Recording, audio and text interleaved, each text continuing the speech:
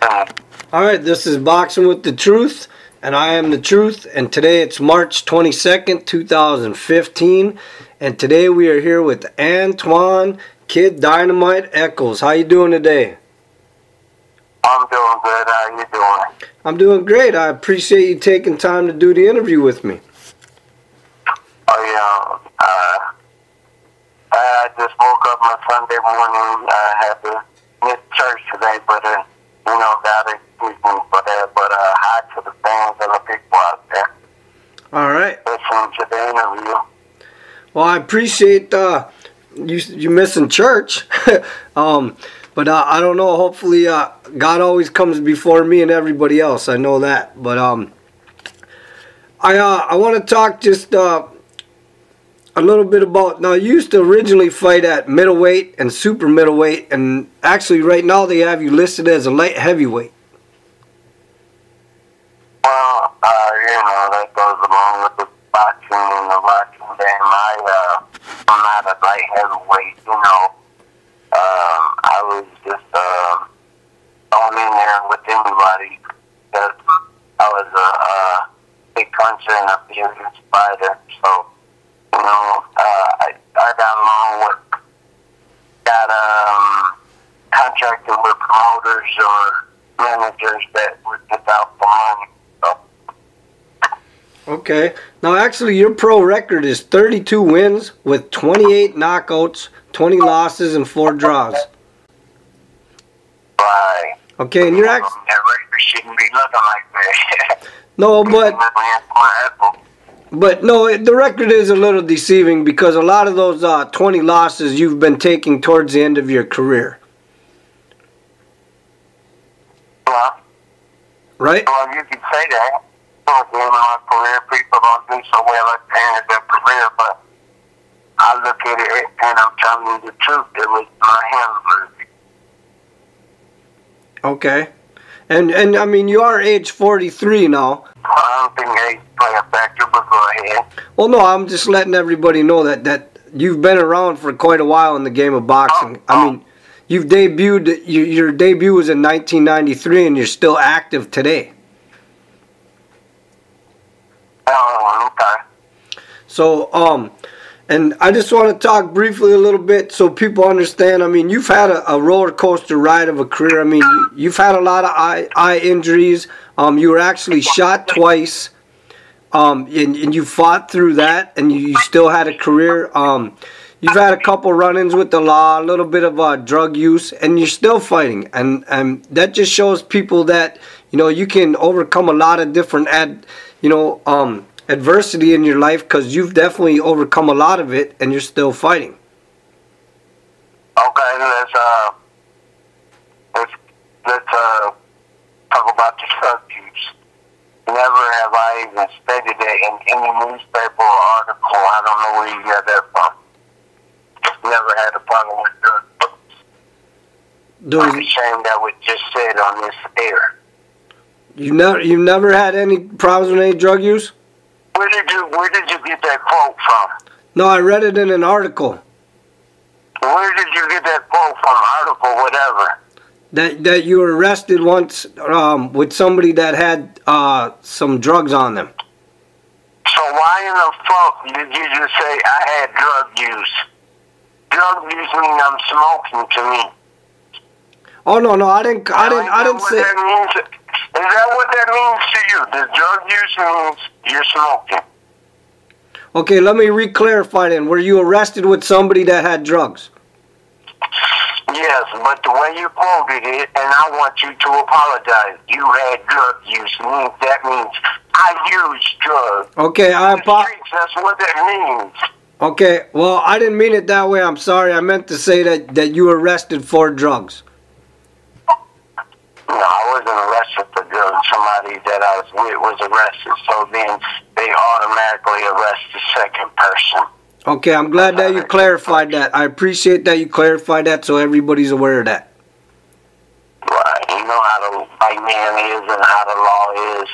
They always got to have somebody, after, they arrest one person and want to arrest the second person, because basically if that first person that's arrested don't fall into it, then they're going to try to have the second person back them up by throwing some shit on them, saying, well, if you don't tell on him, this is what it is. You're going to get 25 years, so I'm telling you how the white man law is.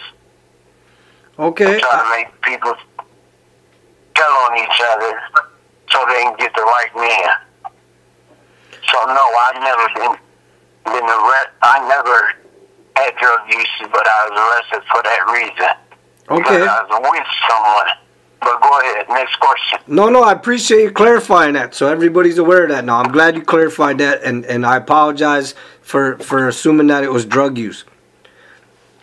So let's move on to some of the positive things of your career. You actually had the U.S. Iowa State middleweight title, the USBA middleweight title, the NABF middleweight title, and the NABU super middleweight title, right?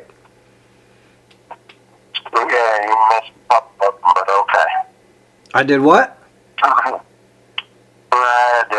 NABF and super middleweight and so forth, but it doesn't matter. Go ahead. Okay. And on the interim W, or is it WBA or something like that? IBF. Okay. Well, okay, go ahead. And then you've actually, I mean, you fought Bernard Hopkins twice for an IBF World middleweight title, right? Yeah. Okay, so, I mean, a lot of people remember you for that, among other reasons, but, I mean, you and Bernard, they were pretty good fights. Yeah, they were. I was serious about boxing, but to tell you the truth, I didn't train for either one of those fights. I mean, literally, I didn't train.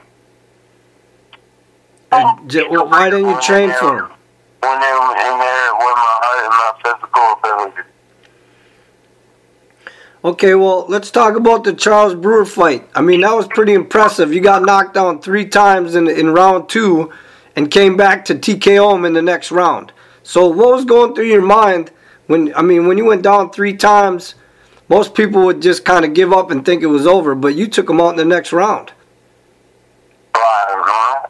You had that heart and determination, and then in the gym with his squad or their team, like Dan Birmingham, Winky Wright, Jeff Lacey, and what's the young cat name? His name, he just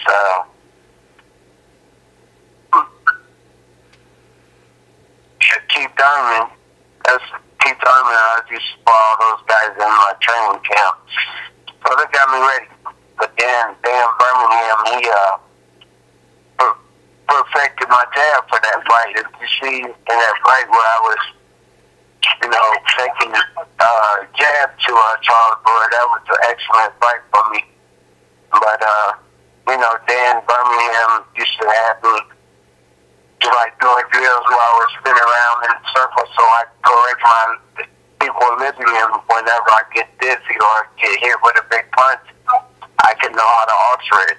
So I give much credit to them guys, especially my training and sparring partner. Okay. Also, you just mentioned talking about heart and determination. I want to talk about the Mundine fight. I mean, you actually were shot right before that fight, and a lot of people thought you were going to cancel that fight due to that, and you basically fought him to a decision, basically with one arm. Okay. Anthony Mundine, yeah. This is your heart. I mean, this is about your heart and will. I mean, you see people out there getting caught out there in the ice land, and they survive. Wherever it may be. It's about your heart and determination, and your willpower to go forward. That's all it was. I mean, I have that. That's what I'm saying. So do you believe that if you wouldn't have been shot before that fight and you would have been in physically good health, do you think you would have beat him then? I probably would have stopped him. Okay. Anthony Mundine has good skills, good ability, and he has good wing consumption. I can't take nothing away from him. He's a better man than I. Okay.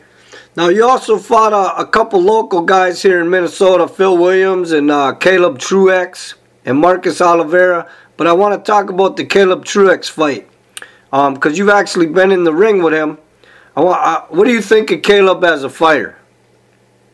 I think any fighter is a fighter. I come that much, but to me, he doesn't possess the skills. I mean, as you can see, he's not. I mean, he's always get right there at that point, but he's top 10, but then he gets scratched out.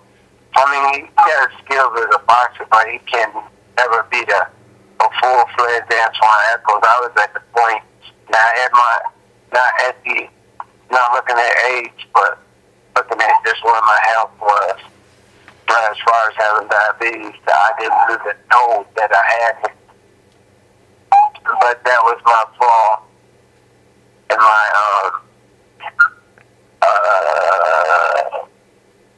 how can I describe it? That was my reason for not coming through in what I was supposed to accomplish in that fight, and that was beating Truex.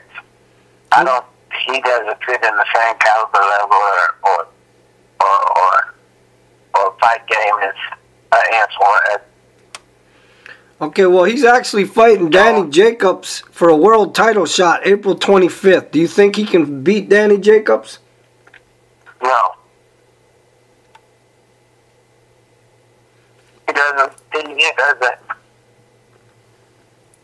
doesn't have that type of aura around him to be a champion.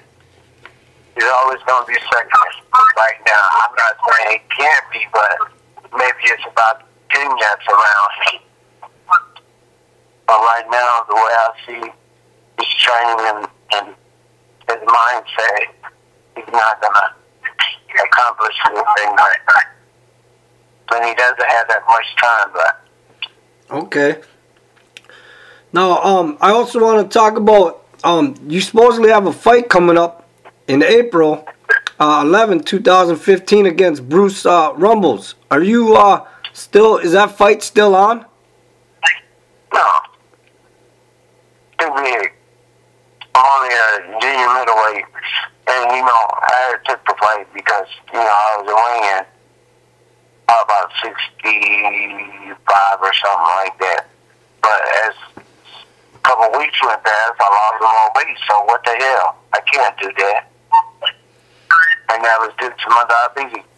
Okay, let me talk. Pounds in a week. If you don't mind, let's talk about, I've noticed that your health issues seem to be getting worse, and I've noticed that you've been posting on your Facebook page about possible liver failure and that you don't want to transplant and things like that. So, are you basically done fighting and is your career over? Yeah. And you don't want to transplant and your health's deteriorating, right? Yeah. Well, I'm sorry to hear that, Antwun, because I think you're a great fighter and I think you were a great warrior, and I hate to see you go out this way. Yeah. I mean, God makes everything happen for us. So, I've learned to live with it. Have you talked to the doctors? Have they given you a time limit? No, I'm going down tomorrow. They're going to give me some more results. Well, Monday they're going to give me more results. Well, I'm going to pray for you, and I hope the rest of the boxing fans will pray for you because you brought us a lot of entertainment. You gave us a lot of wars, and you're definitely going to be remembered. So. Yeah, me too. If I got out of hand with the interview, I apologize to the fans and whatnot. I'm at a standpoint in my life where my life is real serious now, and I just don't monkey ball. So I apologize. No, and I apologize. I had the wrong information the way it was written. That's the way I took it, and I'm glad that you clarified it. The paper and the cross things up, that not your fault. I apologize. All right. Is there anything that you'd like to say to your fans, Antwun? Say what? Yeah, I had a great wrestler's career. I liked all the combat I faced in my career and amateurs and the pros. And I like to say to the younger groups that's coming up, hey, you got it. Go out there and get it. Don't take advantage of it. By saying, hey, or if you got any corner, make sure you look over your contracts right. You know, just be in the driver's seat without worrying that they would get commissioners for running into shit. Okay, thank you.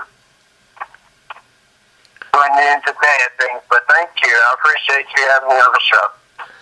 Well, I appreciate you willing to do the interview, and I hope this won't be your last interview, Antwun.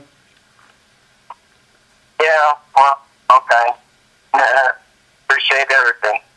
All right, well, thank you for giving the fans the words you gave us and the career that you gave us, and God bless you.